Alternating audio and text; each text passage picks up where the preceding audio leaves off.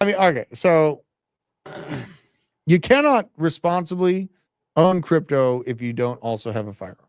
I will say it that way. We've seen it. Like people have been getting kidnapped, attacked for their crypto. I'm sitting here on on YouTube talking about crypto.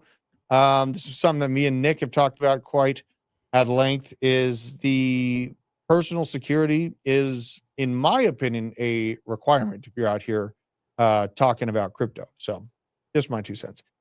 Paul Tudor Jones talking about Trump's getting ready to pick a uber dovish Federal Reserve chair